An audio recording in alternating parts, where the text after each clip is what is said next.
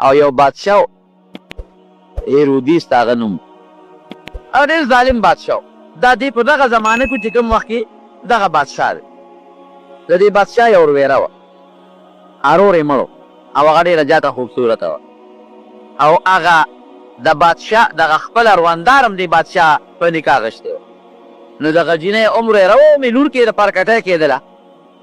د دې ښځې دا خوښه وه د دې ماشوم یې د دې مور چې د ما دا لور هم د دې بادشاه په نکاح کې راشي نو ده دې بادشاه ته وویل چې ګوره زه ستا په نکاح کې یم ستا ښځه ستا د رور د مرګ نه پس او زما دا ماشومه لور ده دا هم پېغله شوه نو زما دا زړه دی چې دې سره هم ته نکاح وکړو او دا جینۍ ډېره زیاته خوبصورته وه بادشاه وی چې زه د علماو نه تپوس کوم یحیی علیه السلام دغه زمانه کې نوجوان او پیغمبر هم و د الله وله په ماشوموالي په هلکانه پیغمبري ورکړې وه نورو پیغمبرانو ته خو 40 کاله پس پیغمبري میلاو شوې ده او ده ته 40 کالو نه مخکې پیغمبري میلاو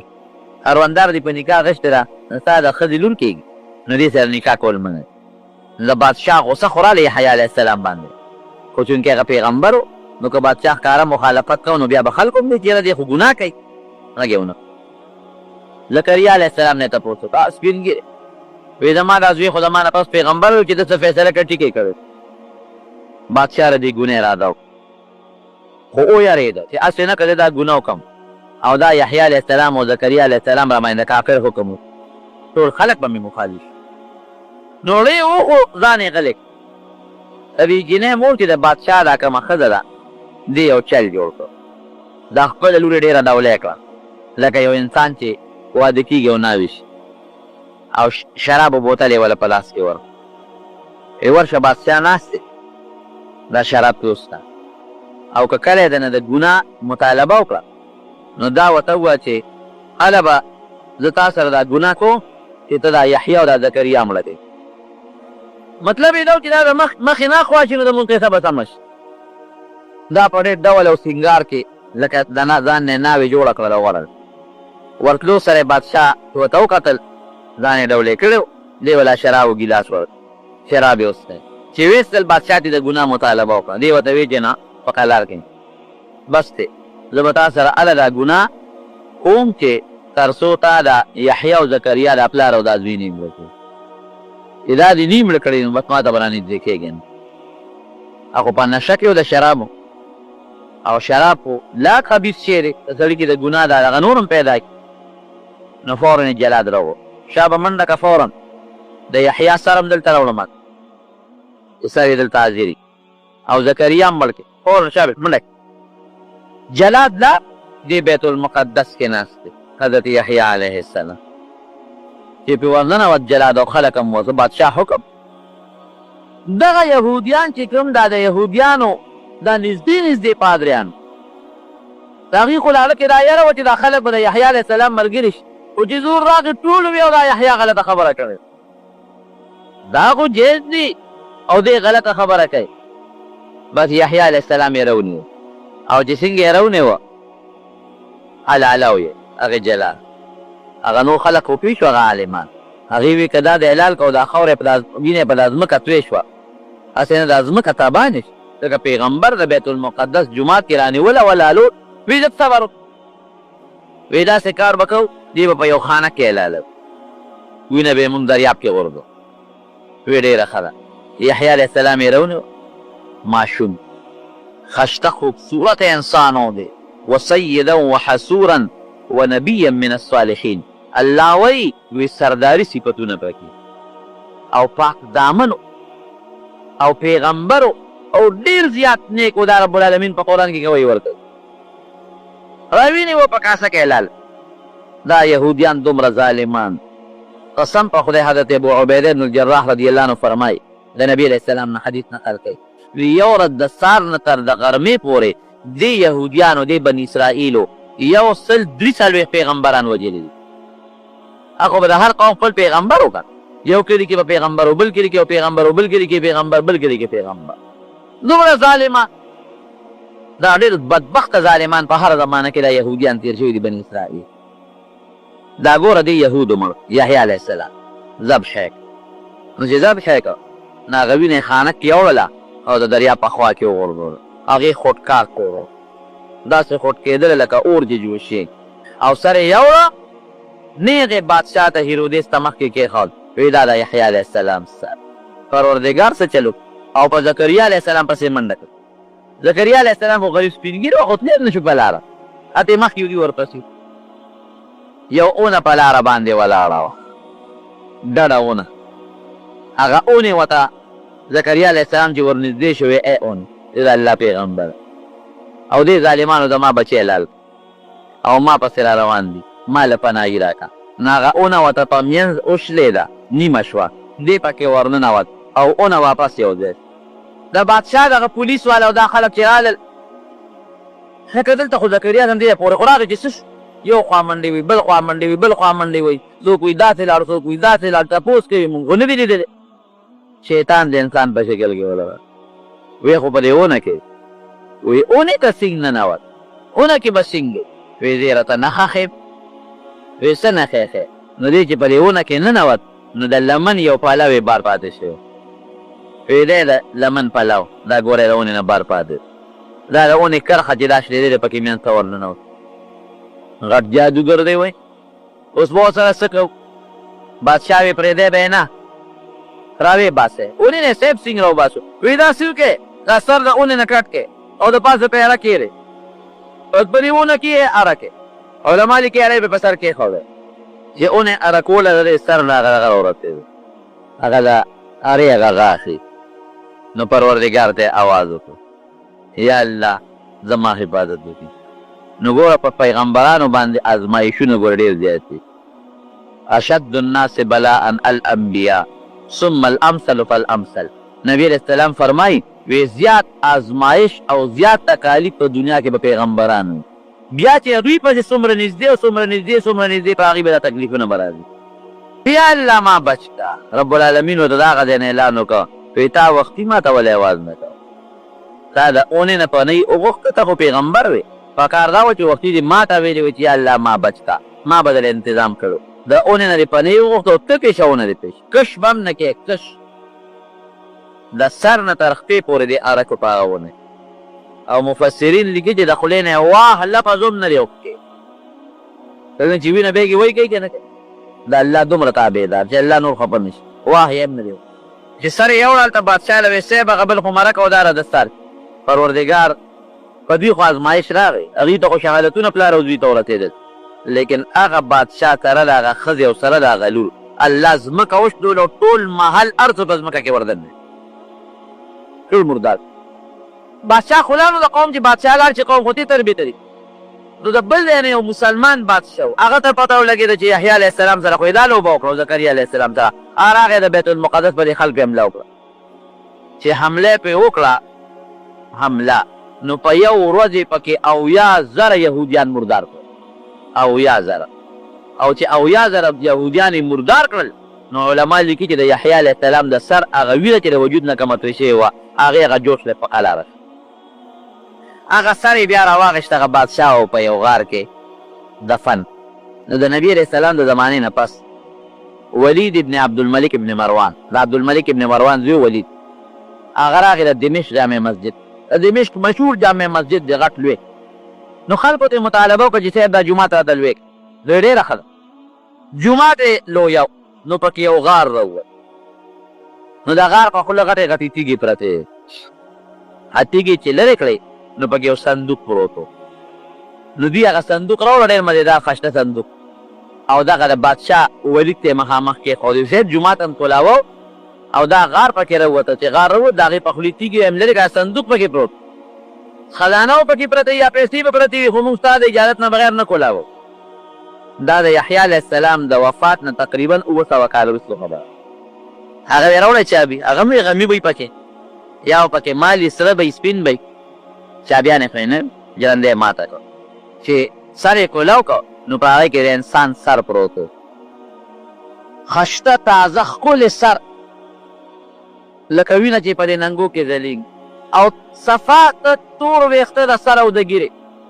لکه ته به څوک نن مړ دی یا جمدې دی بس خشته ویښته دومره خوبصورته سر او داسې کا شکل د چا دی دا خو ډېر خوبصورته مزېدار او خشته تازه ویښته دي پې نو هغې سره د سنگ مرمرو نه ماربلو یو سپینه تخته پرته وه، تکه سپینه، او په هغې د پاسه یې لیکلي وو هذا رأس یحیی بن زکریا علیه السلام، دا د یحیی چې د زکریا علیه السلام زوی دا د هغه سر دی. بادشاه بیا په صندوق کې بند کړو او بیا په غار کې دفن کړو. نو بیا ول هغې قبر وکنیسته او د دمشق جامع مسجد سره دفن. اوس هم خلک چې لاړ شي نو باقاعده زیارت لري، ملاقات لري. او زکریا علیه السلام په بیت المقدس کې دفن، لوی قبر یې دی. تاریخ لیکي چې څومره خلک لاړ شي نو هلته زیارت لري او ملاقات لري. دا پیغمبرانو سره دومره ظلم شوی، دا چا کړی؟ دا ګوره دی یهودیانو کړی، بني اسرائیل چې ورته دی. دې زمانه کې هم لګیا دي، اوس هم چې دا څومره ظلم شروع دی، که په افغانستان کې شروع دی او که په عراق کې شروع دی او که په نورو په فلسطین کې شروع دی، دا ټول د یهودیانو ظلم دی. ګورې دا ډېر ظالمان دا دی. د پخوا نه نبي کریم صلی الله علیه وسلم ته داسې منصوبې جوړې کړې وې چې یو ځل پیغمبر علیه السلام نه دعوت وکړو بویه ته یو ځای کې کښېنه، نو خلک یې ولمسول، بله به ته اور وخېجې او د میچنې پل یې وله ورکړ. وایي چې څنګه پیغمبر علیه السلام به دلته مونږ دې سوري ته د دیوال کښېنو، ته به پرې میچنې پل د پاسه راوغورځې. چې څنګه نبي علیه السلام کښېناسته، جبریل علیه السلام وله راغی پاسه، چې پاسېد وایي څه چل دی؟ وایي صاحب سازش درته جوړ. یهودیان راغلل، وایي صاحب ولې پاسېدی؟ وایي دې خوا راشي. وایي دا د میچنې پل چې په دا بنیره پروت دی دا څه شی؟ دا یو سازش. په خیبر کې نبی کریم صلی الله علیه وسلم ته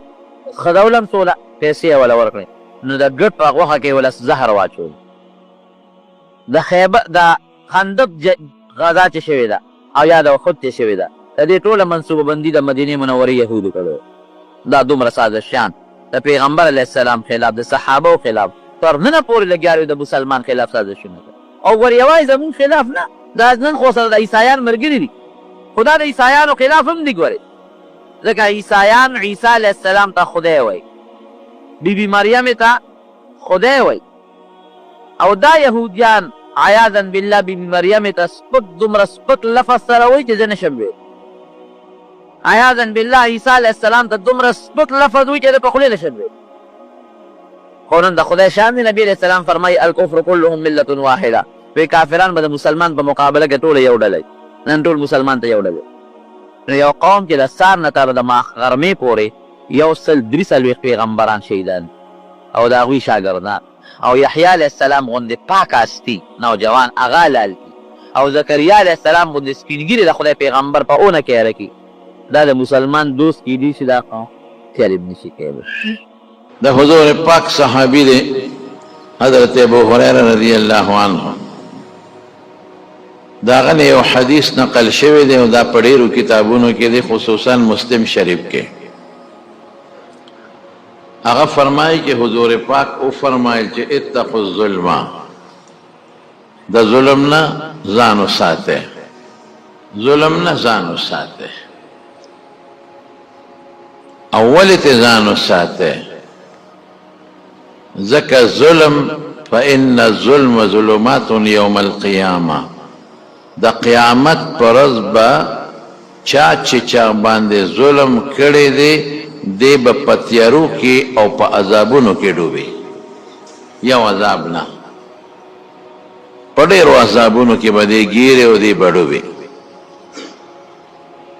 ظلم ډېر خطرناک شی دی د الله بندگانو سره، بلکې بندگان سره الله مخلوق سره ظلم باندې الله خفه کېږي. او ظلم څه ته وایي؟ نو زمونږ د علما د ظلم ډېرې معنی کوي. وضع الشی فی غیر موضعه، چې الله کوم څیز سله درکړی دی او هغې کې استعمال نه کې، دې ته ظلم وایي. الله تعالی اختیار درکړی دی، د اختیار به ته په هغه ځای کې استعمالی چې خدای کوم ځای درته ښولي، او د دا بې ځایه استعمال کې. بې ځایه دا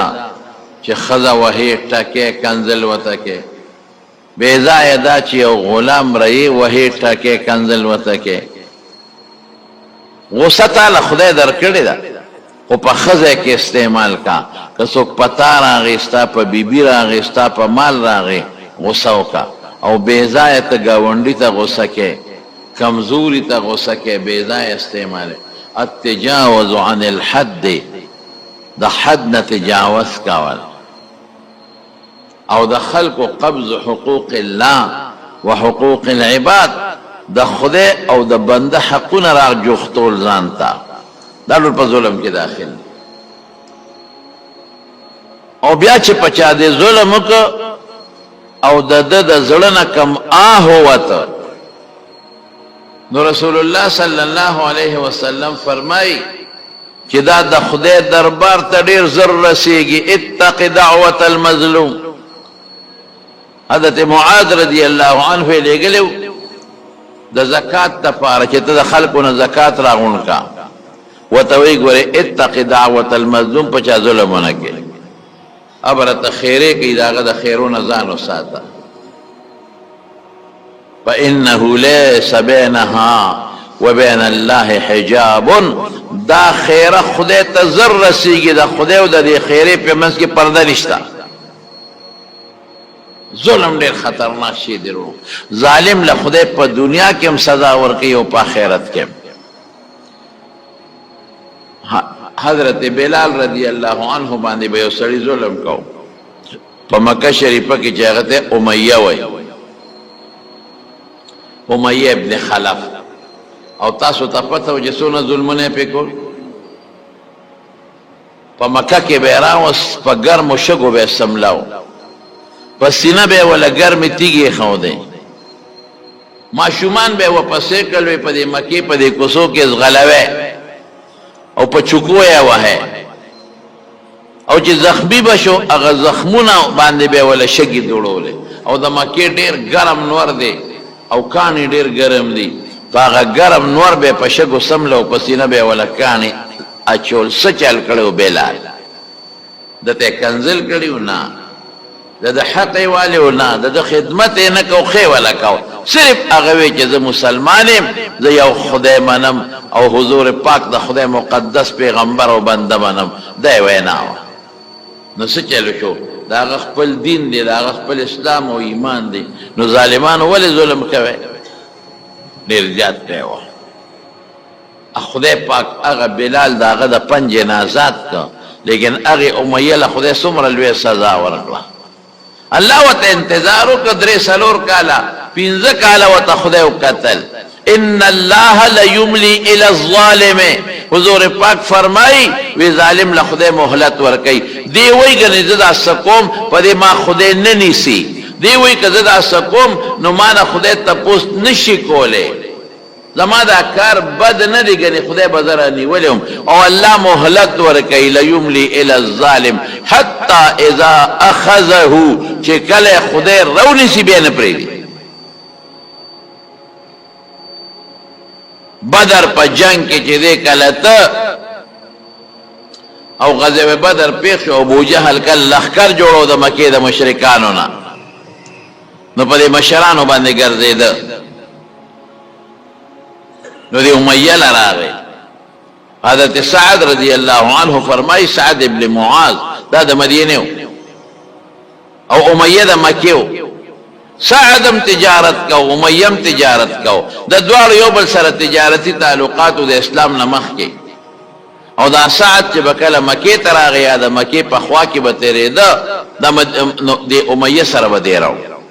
دوست او تجارتی تعلق وسره او دا امیہ چې بکله مدینه ته یا د مدینه په خوا کې به تیرې د سعد سره بناستو داغه ملمه به هغه سره به شپې کوله چې کله حضور پاک هجرت وکړ او مدینه منوره ته لاړ نو دا سعد د عمره په اراده راغی دی وخت یو حضرت سعد رضی الله عنه مسلمان دی حضور پاک له امن ورکړی دی نو دی راغی مکه مکرمه ته د طواف د بیت الله د پاره او د عمره د پاره نو حسب معمول د خپل دوست د امیہ کرمیل مش او دین جدا دی اوس حضرت سعد ابن معاذ رضی الله عنه مسلمان دی او امیہ کافر دی خزاله تعلقات یو بل سره ورغه ذکر دی رشو نو امیہ ته وی انظر لساعت خلوتن الک مال داس وخت ګوره چې څوک پکې ني لعلی ان اطوف بالبيت اذا بیت الله طواف وکم ولې ځکه چې اوس خو موږ مسلمانانو له امن ورکړو ستاسو دا خلک به ماته غوسئ نو داسې ټیم وګوره چې څوک پکې نه چې هغه ټیم زه بیت الله طواف وکړم نو عموما د مکې خلک د غرمې به اوده کېدل ګرمي مې او خلک په کور کې دن نه نو ده ورته وایي چې د غرمې خلک اوده کېږي نو زه به وبرېږم طواف به وکړې نو چې روان یې کړ نو ابوجهل په مخه ورغی چا نه چې یارېدل هغه حرامي په مخه ورغی چې ورغی امیه نه یې تپوس وکړ دا څوک دی پېژندی دا څوک دی وی دا زما دوست سعد سعد توی خ سعدا تا زمون دشمن لا محمد صلی الله علیه وسلم زمون دشمن لا امن ورکړی او تاسو به سره مدد هم کوي زمون په مقابله کې ها مرسته به هم کوي او تبل ته بیغمه زمون په کلی کې چکرې لګي او زمون په کلی کې بیغمه طوافونه کوي حضرت سعدم یو تکړه سړیو د یو قوم مشرو د اوس قبیله مالدارمو نو په هغه دا خبره بده ولګېده وی ابو جهل عمرو ابن هشام یې نوم عمرو ابن هشام یعنی ابو جهل که تا زه دلته د مکې نه منې کړم او د مکې د طواف نه دې منې کړم نو ګورې پام کوه ته چې شام ته ځې او د شام نه غله راوړې نو لاره دې په مونږه د زه به در باندې هغه بنده کړم څه به خورې مکه شریفه کې خو فصل نه کېده نه غنم نه جوار او خو دشت علاقه د صرف زوزان دي پکې او د کیکرو میکرو بوټي دي پکې څه به خورې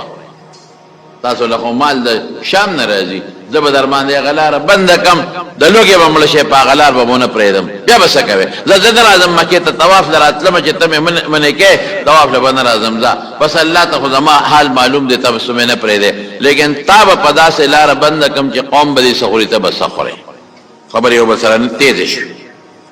چې تیزې شوې د امیه له پکارو خلک د میلمه مرسته کوي ده له پکارو چې بیچ بچوې کړی وې او د ابو جهل ته ویلې وې چې ابو جهل د وخت کې عمرو ابن هشام دا هم ورته ابو جهل وایو عمرو ابن هشام یعنی ابو جهل دا د ما میلمه دی د سره ګزاره وکړه نو هغه ظلم وکړه هغه په سعد اواز راوویست په خپل میلمه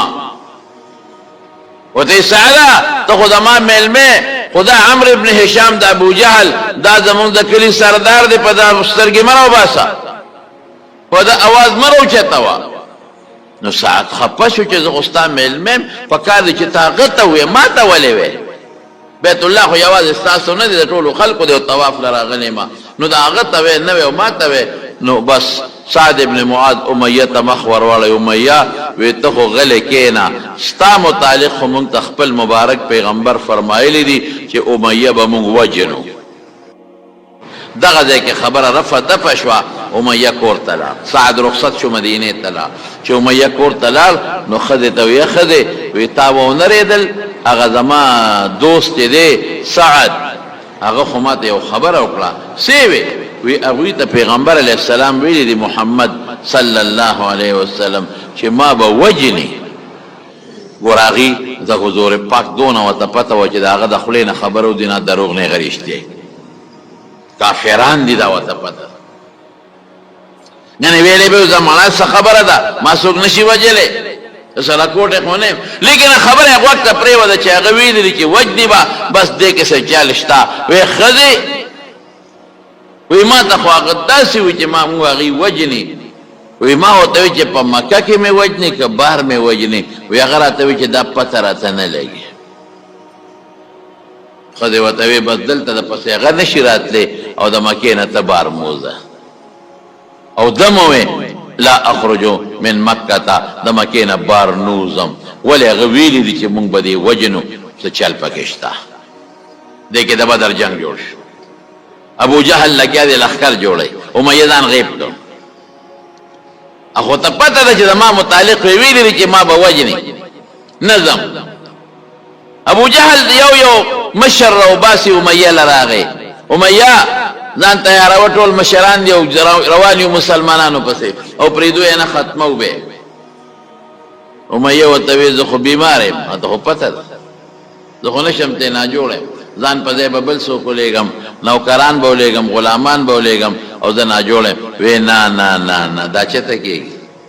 ته د قوم مشر سردار، نو چې ته پاتې کېږي دا نورم پاتې کېږي. وی زه بیمارې مکنه وی کاکاجي که بیمارې که روغې دیبه خیر داسې وکړه مونږ سره وځه یو شپه مزل یو ورځ را سره وکړه، نو بیا به دله خلک به ستا په وجه د نوره مباسم چې ګوره هغه سپین ږیري دي تاسو ولې نه دی، نو د لارې نه به دلې بیا لار درکم ته به واپس راځې. دا چلې یې ورسره و. هغوی چلي وکړل. وی ښه وی او وی ښه زه داسې کار کومه یو قیمتي او اعلی اوښه چې کور ته لاړ اوښ یې واخېست او سامان یې واخېست. ښځه ورته ویې سړیه وی ير دي دې ساعت چې تا ته څه ویلي و چې هغوی ته محمد ویلي دي چې دې به مونږ وجلو صلی الله علیه وسلم. ښځې وی زم ورسره نه هسې لږ وځم ورسره ما ورسره خبره کړې ده، خو اوس که زه نه ځم نور خلک هم نه دي، نو چې لږ غوندي وځم نو راځم به دروازه کولاو ساته هر ټیم چې را تختم به. ابو جهل خو په الف لام ورامي وکنه هغه ډېر پوره شو. هغه وی چې زه دې ځمه چې ستا پلار دې ما نه پاتې شي. نو د الکانو د لسو دولسو پنځو شپږو الکانو یو ډله پې مقرر کړه، وی تاسو به د دې باباجي خیال ساتئ د نه ونه تښتي، دې به رسو بدل چې سمندې لاړل یو ځای کې خو به پیاده قافله وه دمه به یې ځای په ځای کول.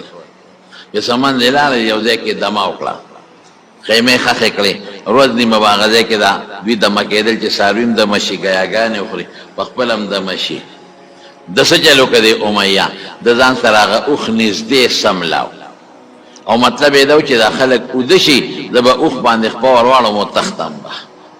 ابو جهل په هلکان مقرر کړي، خو چې دې سنګ را پاسېد خلک اودو دی را پاسېد هغه هلکان وله رالل کاکاجي خیر دی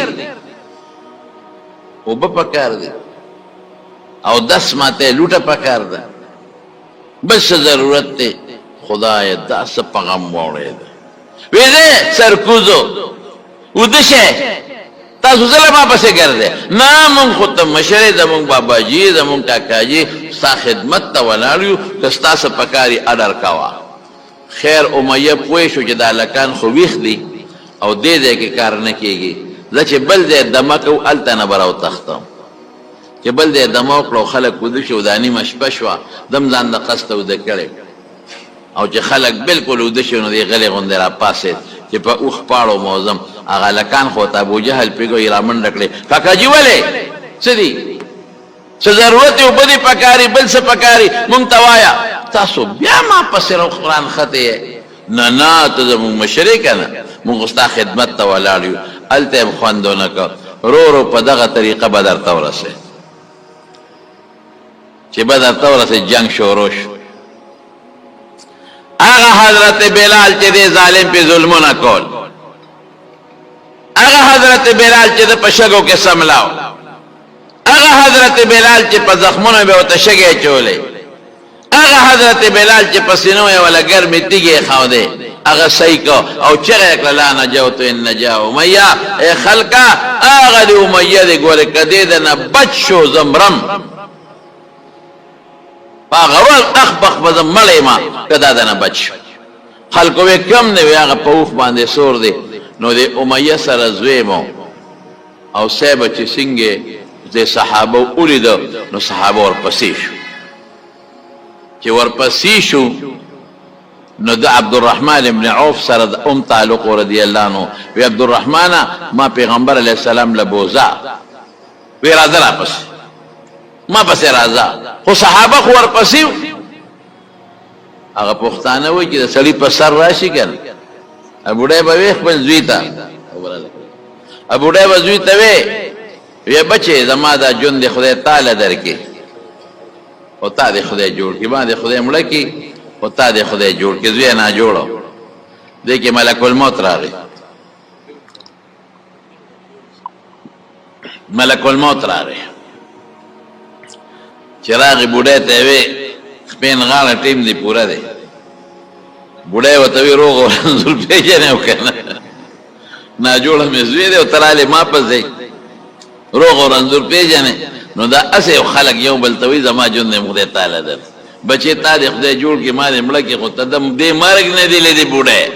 چې مرګ پې راشي که نه نو بیا پکې دا قصه پیسه نشته. نو امیه سره زوی شاته سورو د څه چلو کو چې دې پېښو چې مسلمانان خو را پسې را رسېږي نو خپې راغونډه کړو زوی له سینه کې کېښودو په دره دې لاندې وغورځو چې زما دا اوښ به سپک شي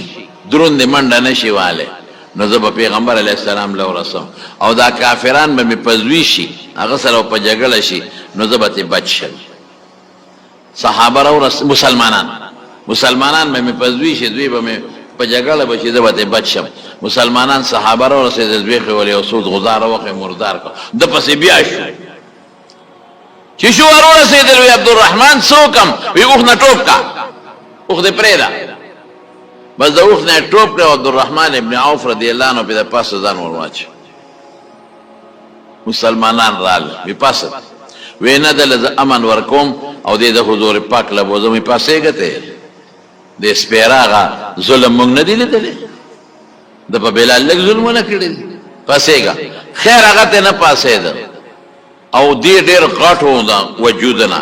بس صحابو توره راواغېسته او د لاندې نه یې وله په دا خېټه کې داسې وواله داسې یې وله وګرځول او مردار شو خدای مردار او څه سزا خدای ورکړه چې کله کافران او یا مردار شو نو سې په هغه شال کوی کې واچول یو شال کوی په هغې کې وغورځول او د ده دې په میدان پروتو نور ګرم و وجود یې پړسېدلی و نو چې دی راښکل لاس خپې به ترې وتل نو حضور پاک صحابو ته فرمایل وی چې دا کم ځای پروت دی شګې پې د پاسه ور واچوم دغسې دا خدای والی پرېږده ظلم یې نصیب شو نه دنیا کې هم خدای رسوا کړ نه هغه خاني په کار شوه نه نوابي په کار شوه نه نوکران په کار شو نه ځمکه او جایداد په کار شو هغه د حضرت بلال مظلوم بدل ته خدای په دنیا کې واخیست وأتعب أصحاب القليب لعنة إلى يوم القيامة او رسول الله صلی الله علیه وسلم فرمای اتعب لعنة دی پس تر قیامت پورې د خدای غضب او د خدای قهر ورپسې شو تر قیامت پورې ابو جهل څه شو څومره ظلمونه د حضور پاک سره کړی دی دومره ظلم چې د هغې اندازه نشته حضور پاک د بیت الله په خوا کې منځ کوي منځ او دا ابو جهل وی څوک به قصاب خانې ته لاړ شي چې د هغه ځای نه څخه ګندګي راوړی په دې شی ول ورغورځوي عقبه ابن ابي معيط پاسېد او د اوښې هغه پیروان د وینو ډک صلاوت او یربی کې هغه یې راوړو د حضور پاک په ملا د پاسه یې ور واچو او نبي علیه السلام لګیا دی خپل منځ کوي او دوی څونه ظلم وکړو په یو بل ور پرېوتل او خندل به په یو بل دامره او خندل قهقهې یو والې په قلس قلس په خندا د حضور پاک پورې خندل چې دا د په شام وله ګندګي ور واچوله نبي علیه السلام مبارک چې کله پاسېده نو بیت الله ته مخ کړی ګوره د مظلوم دی که نه ظلم دی که نه بیت الله ته مخ کړی او خدای پاک ده څه وایي اللهم علیک بقریش خدای دا راونیسي اللهم علیک بابی جهل وعتبة وشیبة خدای دا فلان کې عقبه ابن ابي معيط دا الله راونیسي خدای خیر یې وکړه دغه ټول خدای په بدر کې راونیول او مردار یې کړی او داسې ذلیله کړل داسې ذلیله چې بیا د قبر ځای نو بیا د کفن ځای نو په هغه کوی کې ورګرځي وتښتېده ظالم خدای رانیسي بیا اخرت خو یې دې تبا قبر خو یې دې تبا خو په دنیا کې هم خدای رانیسي نشان عبرت ته جوړوي نشان عبرت او زما وروڼو موږ څومره ظلم کوو او پکې ګیمه موږ ګاونډي په ګاونډي ظلم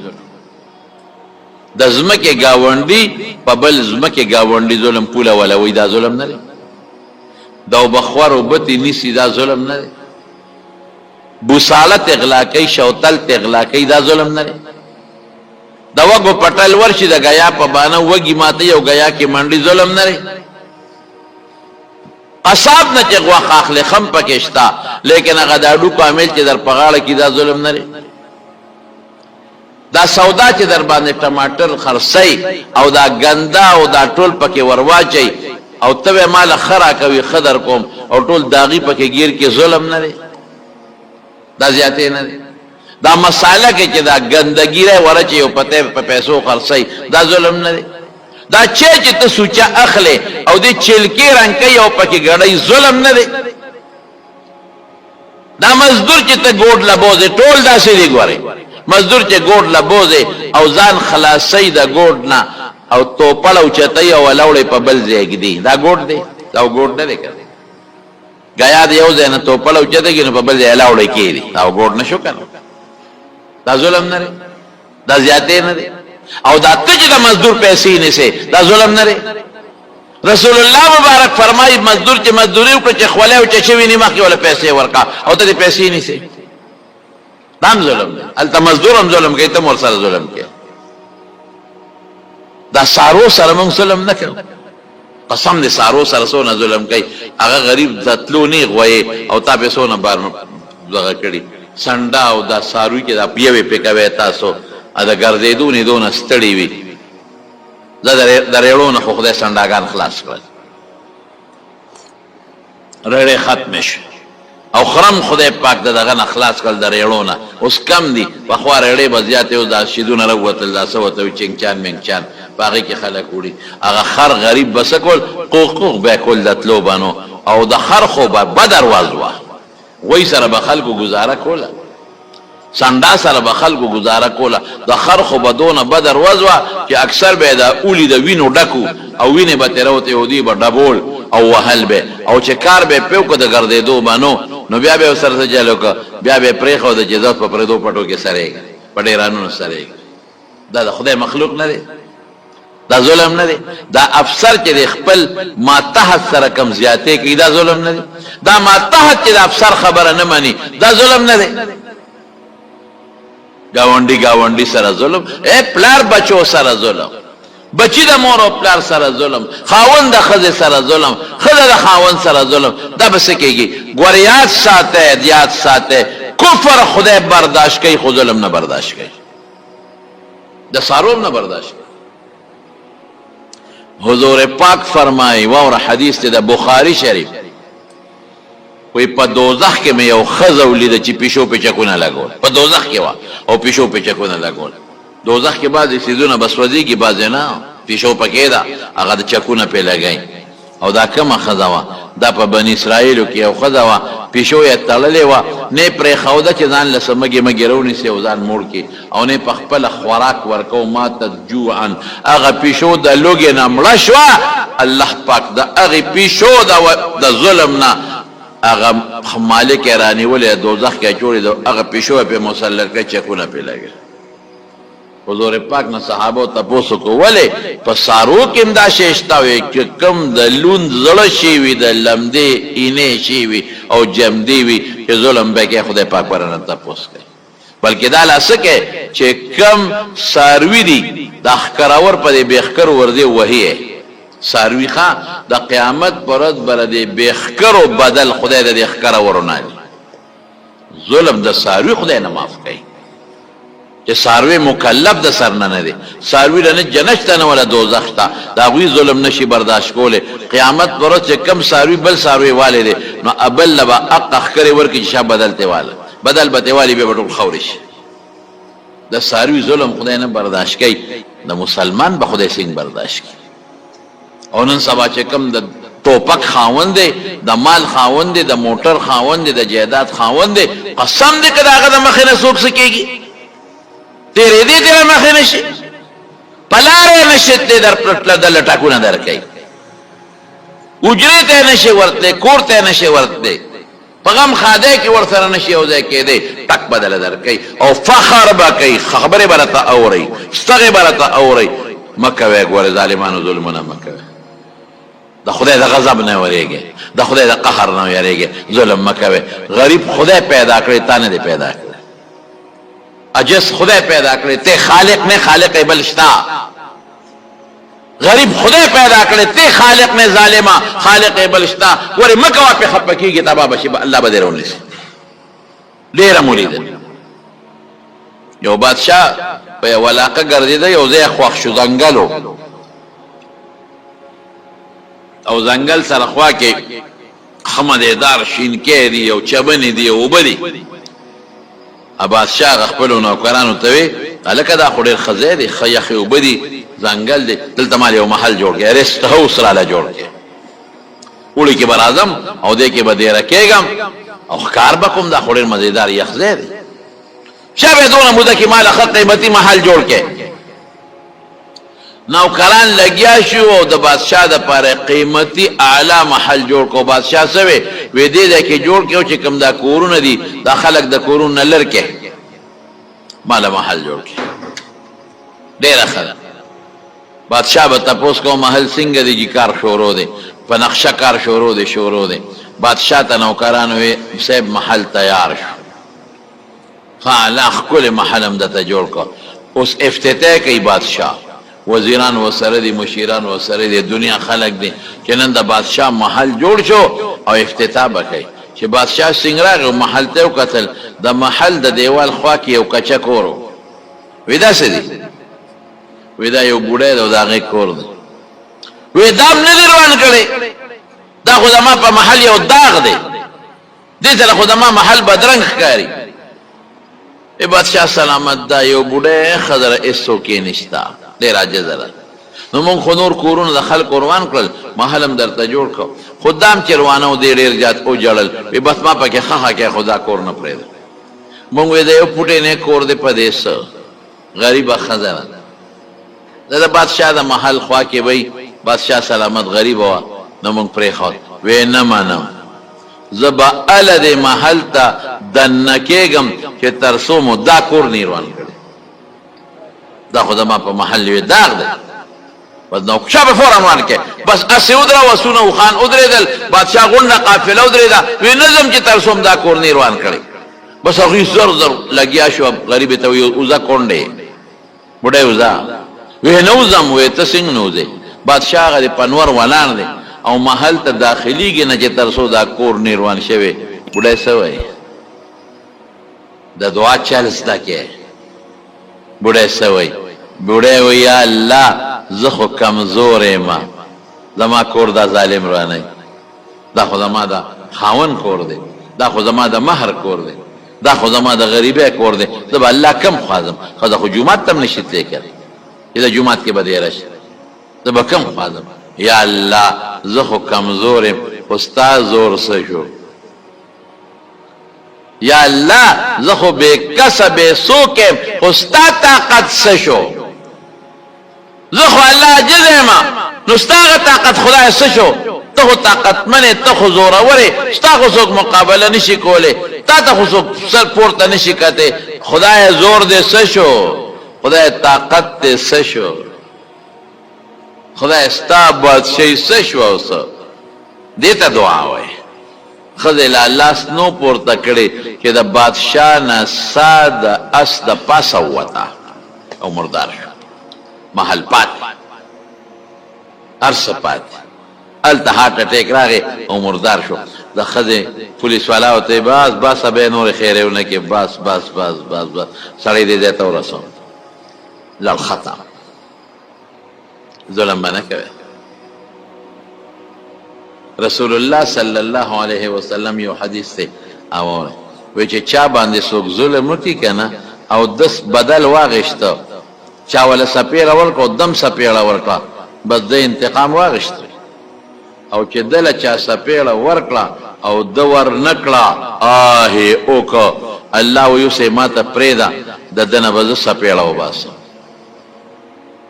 نو ستا به څه سپېړئ ته خدای ته پرېږده چې خدای ته سپېړه وباسي چې پته ورته ولري یو طالب په لاره باندې روان دی طالب بو سره دی طالبان خو نه پروا جنت او نه پروا دوزخ بیغمه خلق دی یو جنټلمینو هغه واده له روانه او ښځه ورسره وه ښځې برقا چولې ده او سینډل مینډل یې چولې دی او ځان یې برش کړی پالش کړی دی لپسټک یې مفسټک یې مږلې دی او جنټلمین یې بوټان موټان یې چولې دی او چشمې مشمې یې چولې دی کوټ پتلون یې چولې دی ښځې سره روان دی په لاره ځي دا طالب خیال نو چې ته په ډن کې خپه کېښوده چې شړق شوې هغه اوبه د هغه جنټلمین په هغه محترم ور پرېوت د هغې کیړی جرابې جامې څښاش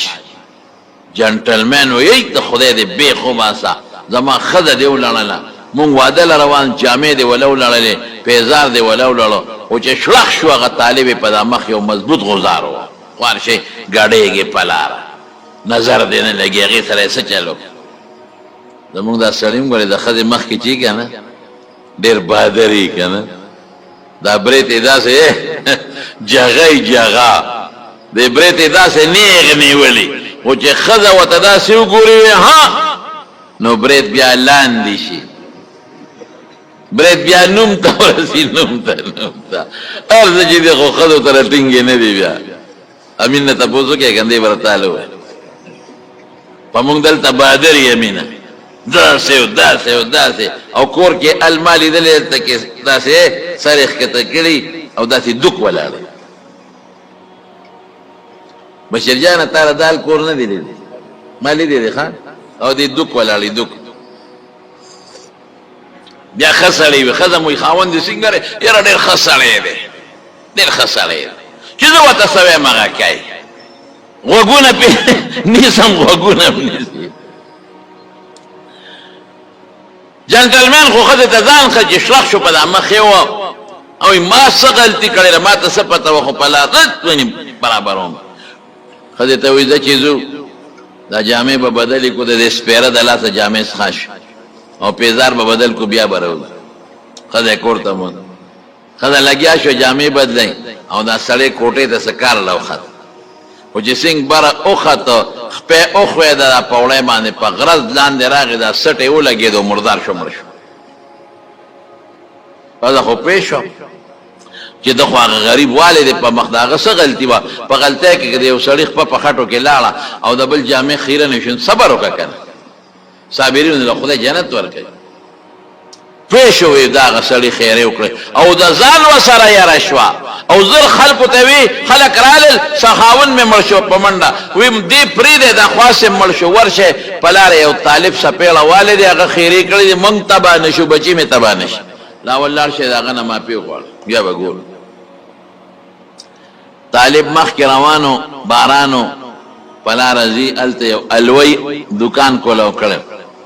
د الوی به دا قانون چې سار وختي به دکان کولاو که څوک غریب به پرې راغی یو پلیټ الوا به خیراتي ورکوله او یو جام پی به یې ورکول چې طالب پې ورغی دی غریب خو مخ مګي مخ یې سور دی په سپېړه نو الوی ورته طالب جانه دلته راشي کښېنه یو پلیټ یې د الوا ورکړ دا وخوره او یو جام پی ورکړل دا بچی چې د دکان کولو کوم دا ورکوم دا خوره اوس هغه لګیا دی الوا نه نوړی اوچتی او د پیو نه ګوټ کوي او خاندي د دې الوی ورته خیال شو هلکه دا خاندې ولې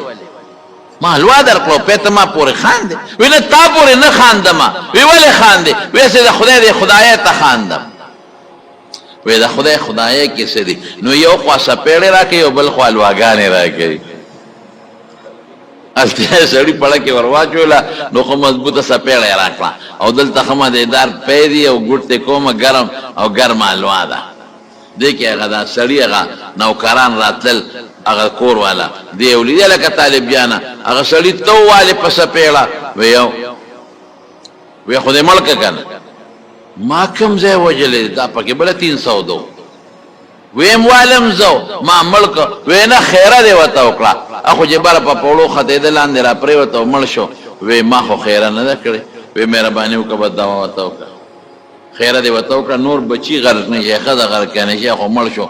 او ورته څه وی طالب جان وی ما ورته خیره نه ده کړې خو هغه ما له سپېړه راکړه الله په ما خفه شو هغه له سپېړه ورکړه هغه ما له سپېړه راکړه الله په ما خفه شو هغه له سپېړه ورکړه الله داسې سپېړه ورکړه چې مرګ ته یې ورسوله پته نه لګي چې نور به ورسره څه کوي او هغه ما له سپېړه راکړه نو زه یې الوا له راورسولم او پیو له یې راورسولم حضرت امام ابو حنیفه رحمت الله علیه ډېر صابر انسان امام ابو حنیفه یو سړی وله راغی وی مور دې کونډه ده وی یو ګستاخ نن سبا هم ډېر خلک دي مولیانو سره ګستاخی کوي ته وایې نه مولیان د دې خلکو په دې کوټو کې اوسېږي بعضې به جومات ته راشي په ملا به سترګې راوباسي استاد جي دا پوړ بار پروت دی ولې دا استاد جي ستا نوکر دی د خدای ظالمه ته خو ورپسې مونځ کې د خدای ظالمه دوه ټکې درته ښایي نو ته په هغه حکمونه کې پوړ به ته را دننه کې استاد جي به نه را دننه کې استاد جي څه ټیم دی او دا کور به ښځې سره جنګ کړي هغې غریبې ته غږ نه شي کولی نو راشي زور به د استاد جي نه وباسي استاد جي مونځ خو نن ډېر اوږد کئ مونږ خو دې پکې قتل کړو دا څه خبره ده چې مونږ اوږد شي شکر وباسي چې داسې استاد دله خدای درکړی دا ګورې هر سړی نه بعضې بدبخته راځي نو په استاد جي په غریبانانو سترګې راوباسي او ځان ښیي چې ګنې دی یو شی مه کوئ ګورې په طالب مولا الله خفه کېږي دی لګیا دی د خدای د دین خدمت کوي دی مسافر دی ستا په جومات کې دی دی او څلور روټو ته پروت دی او د خدای قرآن زده کوي او د پیغمبر حدیث زده کوي د لاسونه ښکل که د سره مینه وکړه د ته راته غاړه وځه او د کور نه ښه روټۍ راوړه ورته کښېنه نیت دا وکړه چې دی زما د پیغمبر حدیث زده کوي زما د پیغمبر دین زده کوي ته د قدر کوه تا ته چې په مصلی د پیغمبر ولاړ دی نو تا کې دا سوچ نشته چې د دې مصلی قدر هم پکار دی تا سره د پیغمبر د مصلی قدر نشته که ستا پړه کې د خپل مبارک پیغمبر قدر وي د هغه د مصلی قدر به هم د سره او چې د هغه په مصلی د هغه کوم نایب ولاړ د هغه قدر به هم د سره که ستا سره د خپل پیغمبر قدر وي د هغه د سنت و قدر د ګیري به هم کې او د هغه د پټکي قدر به هم کې او چې د هغه دین او قرآن او سنت زده کوي د هغه قدر به هم کې او چې دا قدر دی ونه کړو نو ته ظالم یې خدای به درنه تپوس کوي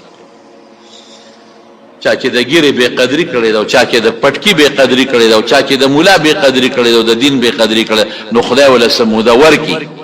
مهلت وله ورکړي پرېږده چې دی ښه ګرم شي پرېږده چې دا ګناه ښه ډېره وکړي ناګنې راونیسي چې بیا راونیسي بعضې به وایي نو زه به حق نه وایم نو حق ته ملا ته وایې حق څه ته وایي د چاړه خفه کول دا حق دی د چا عیبونه راوښکل دا حق دی یو سړي کې عیب دی نو که تا کې ایماني هغه له لاړ شه او ورسره کښېنه یو پرچه ولیکه ورته وایې مولوي صاحب تا کې مې دا غلطۍ لیدلې دي پټ خلکو ته مه شرموه دا رضان نه وباسه بس خبره خلاصه شو یا به د هغه پوهېږي یا به یې ته پوهېږې نو ته په سوشل میډیا خېږې ته لوډ سپیکر ته خېږې او سړی شرمې زه وایي حق وایم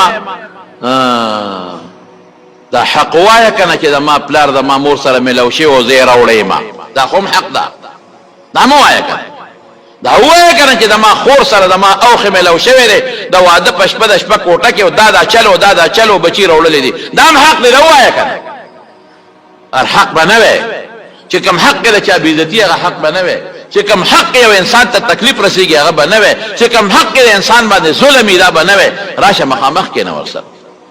دا حق وی دا حق مو وایه کنه چې په غسلخانه کې بلنبل اندامونه مې داسې وي دا مو وایه کنه دا مو حق دی کنه چې د ښځې کوم اندامونه دي او تا لیدلي دا هم خلکو ته ووایه کنه ولې حق خبره ده دا څه خبره ده د حق وایم ته چې حق وایې ته د پلار حق دی ووایې د مور دی ووایې د رور دی ووایې د تربور دی ووایې د ګاونډي دی ووایې ملا کې حق را ګوتې راوباسې ظلم کې ظالمه مولا د ته بېوسه ښکاري مولا له ته بېڅوکه ښکاري مولا له 2000 روپۍ د تنخوا ورکې د جومات مولا له ډوډۍ ورکې های د خدای نه نه یېرېږې د خدای نه منې ته دا سوچ نه کوې چې الله شته او زما نه به الله تپوس کوي او مزدور سره ظلم ولې کوې او همسایه سره ولې ظلم کوې همسایه دې په کور کې ډېره دی او ولې ورسره ظلم او زیاتې کوې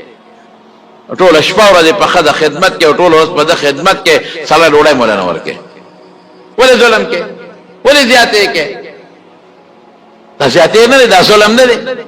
او ته تا واده وکړه او ته ترې لاړې سعودي ته ډیوټۍ له او څلور 15 کاله ته ته بار یې 10 کاله داسې خلک دي چې ښځه دلته ده او 10 کاله د کور نه بار دی دا ظلم نه دی ښځه ورته مینتونه کوي چې زه چا ته کېنولېمه یا ښځې بس درځمه یا ښځې بس درځمه قسم په خدای دې مخکې ورځو کې راته ټېلیفون وکړی او پلار او ژړلې وایي زوی مې بار دی او ما له ته ورنه راځي 10-12 کاله وشو چې بار دی په ټېلیفون را سره خبرې نه کوي مولوي صاحب ړه مې ورپسې چوي دي زوی پسې څه وکړمه دی بوډا چې ته ماشوم لوی کړو په غېږ یې وګرځولې غول دې پې وکړل متیازې دې پې وکړې دې لپاره چې ته به ځې دوبۍ ته او ته به سعودي ته ځې هلته پیسې ګټې او خپله ښځه به خوشحاله مور او پلار تبا دا ټول قسم په خدای ظلمونه دي دا زیاتې دي دلته ولا ښځه وکړي هلته په موبایل ول طلاق ورکړي ښځې له د طلاق څومره رواج دی طلاق ولا ورکړي ما طلاق کړی ها ته خو به بله مو کې خو په کومه ښځه چې د طلاق نوم ورپورې شو بیا په معاشره کې څوک کوي دا ظلم نه دی دا زیاتې نه دی دا ستا مور چې په پردو کوڅو کې لګیا ده او په پردو کوڅو کې ځای نه جارو کوي او خدمت کوي او ته غټ سانډا ګاټې او په ښځه خورې دا ظلم نه دی مه کوې زمارو ظلم نه دی پکار او داسې خلک هم شته چې بچي بار لېږلي دي او پیسې ګټي نه ولا د واده غم کوي نه ولا د کویدن غم کوي دا په بچو ظلم دی څوک انګور سره ظلم څوک بچي سره ظلم څوک مور سره ظلم څوک ښځې سره ظلم او ښځه خو ډېره مظلومه ده خو موږ تباه کړه ټول ورځ دله لګي جامې دلې دي رپلا جامې دلې زیره له جارو کوي کټونه یې سنډي د میلمه خدمت ته کوي او په معمولي خبره یې دروي او پلار کرے نه پرې دي او چې لږه خبرې ما طلاق کړې ما طلاق کړې ما طلاق کړې دا طلاقیان مې ډېر بدي د اوسه طلاقي نوم دې په ځان کې ښود مړه پښتون ته ګوره په ځان د طلاق نوم کې ښودو ته ګوره مه کوئ ظلمونه الله به درنه تپوس کوي نو امام ابو حنیفه رحمت الله علیه هغه سړی راغی او ته مور دې کونډه ده وی را په نکاح به نه کې سترګې نه شرمېدې سترګې واضح وې څوک به چاته وایي چې ستا مور کونډه ده ما ته بیا را په نکاح نه کې او به وایي چې دا خښته اوچته کړو چې دا مازدیګر والا وه دا زما د مور سره څه دي لیکن امام صاحب صابر ورته څه وایي وایي بچې تپوس به ته وکړم نو دا خو زما اختیار نه دی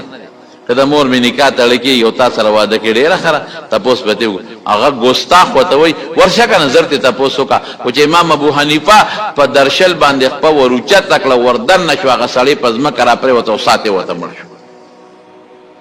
امام صاحب رحمت الله علیه ته چا وی سړی دې مړ کړه ما نه دی وجلی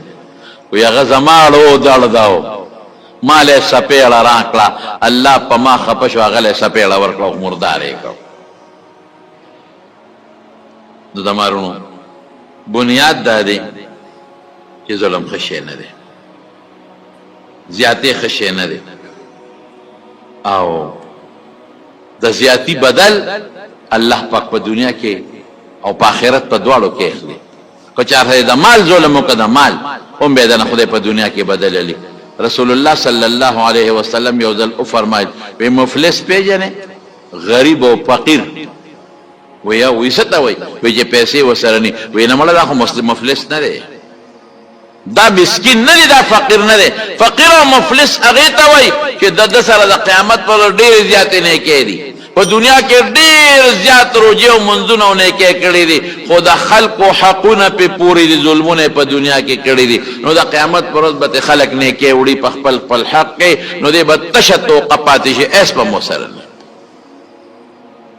دا پچا دې ظلم کړی د دې بدل به خدای په قیامت کې دی کنه ستانه کې به غوی د خدای ور کوي او کستانه کې اخلاص شو داغه ګناه به خدای را لې پتا به بار کوي تا د مرګ مړی وروړي دي ته قبر نه پیژنې ته آخرت نه پیژنې ته خدای نه پیژنې ته د خدای رسول نه پیژنې د خدای رسول احکامات نه پیژنې فارسی کې ظلم په خرڅه دا پای والا دغه ظلم دی چې به ګور واچي دغه ظلم دی سوچا په کوم دی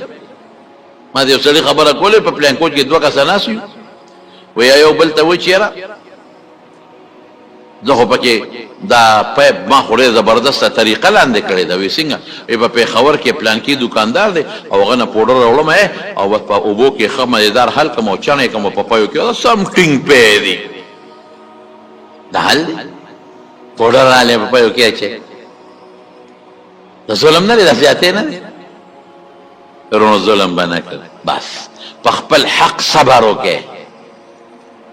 د بل حق ته بڑے مو ہے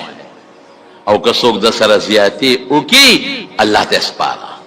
دا خو مسلمان دی بخا او که نه بخې بس خدای ته سپاره ستا بس سپېړي الله پېښو سپېړي پېښه او چې کم د چا حق دی هغې کې زیاتې مه کوه مکه او زیاتې زمیدار د نیک د پاره ظلم کوي ځمکه نیک له زیاتې په یوې باندې پردی پولوي او پس سپوروي د ده پټې نه پردی دی دا پمپ والا څه دي دا پمپونو کې چې تیل اچوي او ګیسونه میسونه اچوي دا ظالمان د نیکانو د پاره ظلم کوي او کم شی ورکوي ځان لم نه کنه بل له ظلم کوي او زیاتې کوي ولې دا څه کوي د خدای نه خلاصول شي د قیامت پر ورځ د خدای د عذاب نه خلاصول شي نه نو نبی کریم صلی الله علیه وسلم فرمایي حضرت ابو هریره په مخ کې صحابه ته اتقوا الظلم ظلم نه ځان وساتئ فإن الظلم ظلمات ظلم چې دی دا هلاکتونه دي تبایان دي او تیاری دي د قیامت پر ورځ باندې او د مظلوم خدای ته ډېر زر رسیږي دومره بل څیز نه رسیږي څومره چې د مظلوم رسیږي لیس للظالمین من نصیر الله وی د ظالم په دنیا کې مو په آخرت کې اس قسم مددگار بني الله دې موږ د ظلم نه وساتي